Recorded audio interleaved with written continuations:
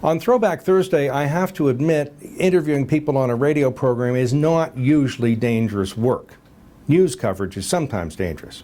But on this particular morning, my guest was G. Gordon Liddy, the Watergate burglar, the man who used to burn his hand with a candle to show how tough he was, the man who said to John Dean, "You just tell me what street corner you want me to stand on and you can have me assassinated," who went to jail, who had fights in jail, who fired off a gun in a courtroom when he was a lawyer to make a point.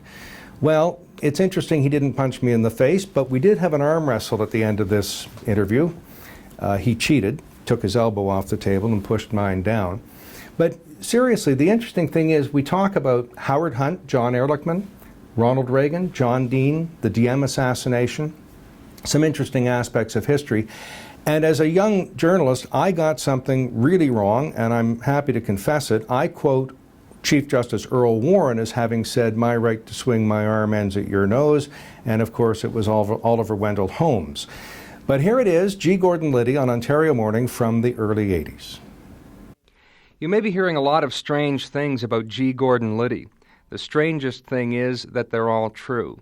This is the man behind the break-in at the office of Daniel Ellsberg's psychiatrist, 2 break-ins at the Watergate Hotel, and the defiance of the executive, legislative, and judicial branches of the U.S. government by refusing to talk about Watergate. He prepared himself for this life with an iron will by killing chickens, eating a dead rat, and strapping himself high in a tree in a lightning storm as a child, and by studying law, lethal hand-to-hand combat, covert activities, the use of firearms, by offering to let John Dean kill him, and by burning himself with matches as an adult. G. Gordon Liddy finally talks, though, in his book Will, and here this morning on the radio. Good morning, Mr. Liddy. Good morning. Nice to be here in Toronto. Your book is rather refreshing, and that may sound ironic to you because I know you're under a lot of criticism. The refreshing part is to see an unwavering iron will from which you apparently never deviate until now. Why do you rat on your friends in the book?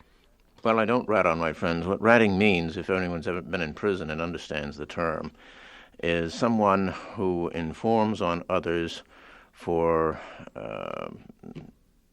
to extricate himself from difficulty and puts their liberty at risk. Because of all the years that have gone by under U.S. laws that have what they call a statute of limitations, it's absolutely impossible for any of the several governments, state, federal, what have you, in the United States, to take any action whatsoever against any person named in that book. Are your principles, though, renounced after statutes of limitations have expired? No. You'd have to understand what the several reasons were for the decision I took to remain silent. First of all, had the plan we developed to try to preserve the Nixon presidency, which is that I would take the weight, so to speak, for the entire thing and just remain silent, worked and actually preserved his presidency to its normal end, I never would have spoken. That became overtaken by events. Then I was offered by James Neal, who was the Watergate special prosecutor, an opportunity to not spend another night in jail. All I would have to do would be what you just suggested is rat, that is to give them my friends so that they could be prosecuted. And I refused to do that.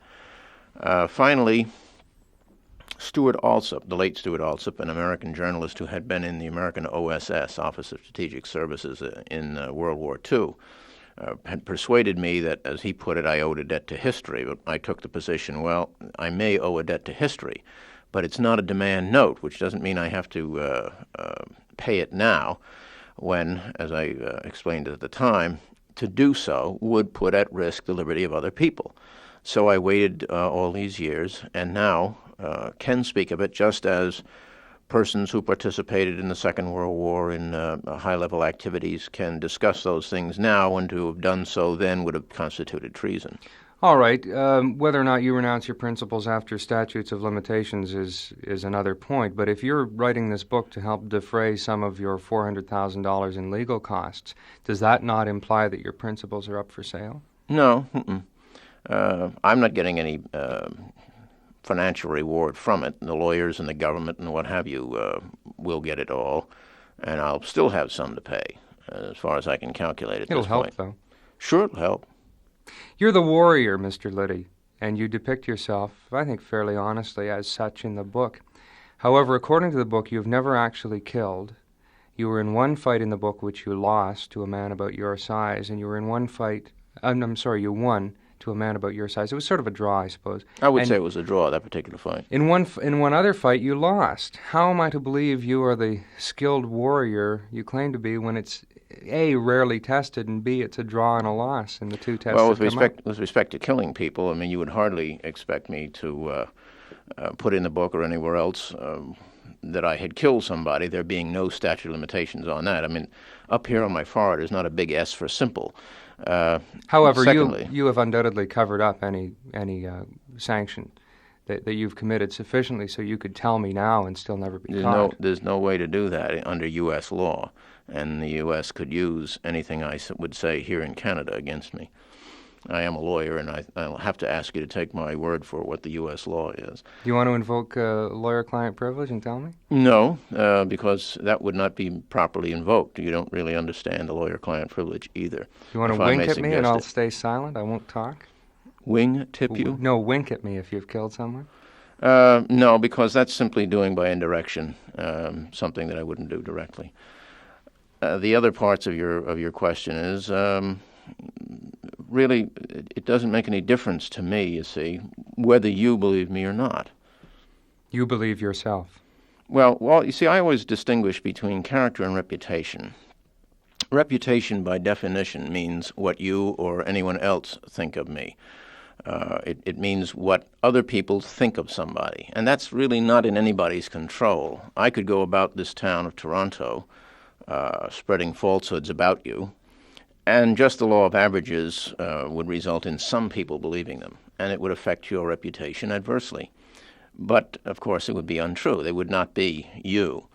Now, by definition, what you are is your character, and the only person who can affect that for good or ill is yourself. And so, the way I look at it, I would be well advised to just concern myself with my character and not with my reputation, because the one I can control and the other I cannot. G. Gordon Liddy, on page 341 of his memoirs or autobiography, says, "I'm old school. I believe that when one goes to war, it ought to be declared." This is the unwavering discipline that I talk about in the intro. However, you didn't declare war against the Democratic National Convention. You didn't declare war against the American left. You didn't declare war against Daniel Ellsberg or his psychiatrist. Well, indeed I did. Not I to didn't their announce faces. them. No, I didn't announce them, that's true. But when you wanted to square off with the warden in prison, you walked up to him, looked the man in the eye, and said, "I'm going for your throat. I'm going to get you." Yeah. Why didn't you, if that's your principle, why didn't you do it with the three Because major what I was battles you doing, fought? what I was doing with the warden was something on my own behalf. What I was doing with respect to the others, I mean, I was not the government of the United States. I was a member of the government of the United States, and I was doing what the government asked me to do as a member of it. So each individual soldier doesn't have to declare personal war. Well, to I think follow it, your- I, your- I think it would. I think it'd be rather silly to assume that. Yeah. All right, so that doesn't compromise your standards? Under U.S. law, I believe that conspiracy to commit murder is constituted by two American nationals discussing the killing of a third American national on U.S. soil.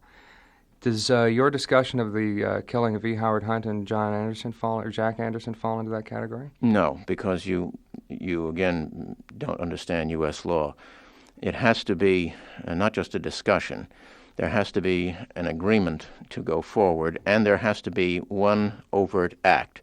For example, you and I discuss whether or not we're going to rob the First National Bank, but we don't decide to do so. There's no conspiracy. You and I decide to rob the First National Bank. There's no conspiracy. You and I decide to rob the First National Bank, and then you go out and steal a car to be used as a getaway vehicle, and then even though we have never gone near the bank, there does exist a conspiracy. Well, in very loose terms, you discussed ways and means, and then you say, though, you're off the hook because you didn't actually decide to. No, we pursue it. made a recommendation, and the recommendation was not accepted. And secondly, there was no overt act. We didn't, for example, go out and acquire a gun or something like that to carry it out. Are you in contempt of John Sirica's court for, among other things, calling him an old fool and citing his incompetence in your book? No. contempt of court has a specific meaning under U.S. law, and it has to be an act that is material to something that's going on in the courtroom. The fact that I consider John Sirica an old fool, along with a host of other people, including Washingtonian magazine that published a far more derogatory article, actually two, about his incompetence, does not put either of us in contempt of the court. I would, however, plead guilty to being contemptuous of John Sirica. To, I believe, paraphrase Chief Justice Earl Warren, I think it was he who said it, my right to swing my fists ends at your nose. How close are you to the nose? Whose nose? Well, the law against conspiracy to commit murder or the law against contempt of court. Well, of course, I was convicted of contempt of court, but not for calling John Sirica an old fool, for refusing to inform on my associates. I got an extra 1.5 years in prison for that. So you hit the nose that time? Certainly did. How close are you to the nose on the other two? Probably right up there, but not quite. All right. Well, you have a doctorate in law. Mm-hmm. You know where the nose begins and ends. You've been convicted of 7 felonies? I'm never sure whether it's 7 or 9. It's either 7 or 9. All right. You're on parole? Mm-hmm. You're disbarred, I assume? Correct. Are you disgraced? No. Why not? Because I'm perceived by most people in my own country as someone who just did what he was supposed to do when he was supposed to do it, and did not do what he was not supposed to do when he wasn't supposed to do it. With all your skill that is well documented in the book, why didn't simple human curiosity take over? Why didn't you find out if Nixon knew? Well, first of all, I wasn't at sufficiently high a level in the White House that had I wanted to do that, I necessarily could have. But secondly, the line of work I was in requires one to be professionally incurious. So that was part of your job, not to do that. Mm-hmm. Who was Deep Throat? I don't believe there is any one individual who actually constitutes Deep Throat. The reason I say that is that my knowledge of the Nixon White House is such that leads me to believe there was no position in it that would give a subordinate of the president access to that broad a scope of information as is attributed in the Woodward-Bernstein book to Deep Throat. What I think probably occurred is that amongst a number of persons who were sources for them, there was somebody who put them through that move the flower pot and go down in the garage routine. And because that was so colorful, and perhaps also to protect the identity of other informers, they just lumped it all together under that one character and created what was an effective literary device. On December 10th, 72, United Flight 553 crashed near Chicago with E. Howard Hunt's wife on it. Mm-hmm. Was there any foul play involved that you know? No. I think the origin of the rumors that there was some foul play was the fact that when the autopsies of the victims of the crash were made, the crew members were found to have some cyanide in their lungs. However, thereafter it was pointed out that the lightweight plastic materials used in the interior of the aircraft are the same as those used in mobile homes and things of that sort in the U.S., and do give off a cyanide gas when they burn. And these individuals perhaps took a few breaths before they died and got some in there. Did John Kennedy have GM killed? I believe he did, yes. There's one other thing that you notice the tract I'm taking. You're smart, you know about media people. Most people, and I've heard you interviewed a number of times in this town, most people set you up as a loony. They say, this is a right-winger, and I'm going to let him basically froth at the mouth. And this is the jargon that is used by media people. I've tried to avoid that tact. But I've heard people ask you if you dig Lee Harvey Oswald or James Earl Ray, people saying that you dig singing Deutschland über alles in a black jail and things like that. Why, Mr. Liddy, with your powerful character, would you subject yourself to the harassment and indignity of media types? Well, because it really isn't. I mean, if you act the fool, that's you acting the fool, not I. And if someone wants to set me up to act the fool, and then they act the fool and not I, the indignity is theirs and not mine. Will you give me about a one-sentence reaction to a few people's names? It depends upon the person. John Dean? A wimp. Nixon? A very effective and competent President of the United States. Carter? A very ineffective and incompetent President of the United States. Ted Kennedy? Someone who understands the U.S. government very well, but whose economics are about 35 years out of date. Reagan? Someone who understands U.S. government very well and is an excellent campaigner, and I think would make a good president were he elected. Ayatollah Khomeini? A religious fanatic. Ehrlichman? Smart, competent, very able man. E. Howard Hunt? Burnt out. The Pope? Smart, competent, very able man. Now, you were a Jesuit. No, I was Studied Jesuit on- educated as well as Benedictine educated. Studied under both. So is this man here, our technician. I'm aware of some of the rites and things that go on in a Jesuit education. You're also have a military career and are not unpatriotic. I don't know if I would describe you as a super patriot. To what extent do you feel responsible for some of the American myth and the American dream deteriorating? The father knows best sort of life where the kid grows up emulating dad, wants to serve country and president, that sort of thing. Do you feel responsible for any of the deterioration of that myth? No, I don't. I wish I could be responsible for the deterioration of the illusion that the American people have, that the world is somehow, as Jimmy Carter appears to feel that it is. I think one of the problems that the American people have is that they don't really understand the harsh realities of the world, or if they understand them, they tend to shy away from them and shrink from them. And we really no longer in the United States can afford to do that. You criticized John Dean for his long hair, about a half an inch over his ears, in your book. I noticed a picture of your son who has hair about my length, about an inch over his ears. Does that bother you?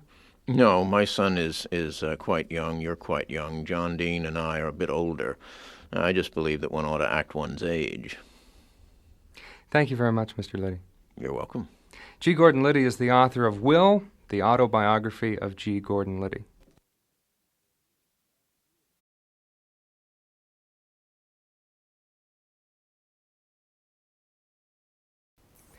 Any views expressed here are not necessarily those of the Mackenzie Institute, its speakers, sponsors, or supporters. But the Institute is dedicated to fostering public discussion, debate, and education about security matters. Google the Mackenzie Institute to join the discussion. The Mackenzie Institute is grateful to its sponsors and supporters. Some of our short pods and long talks are a result of the support of Heathbridge Capital Management Limited, the National Post, and Dundurn Publishing.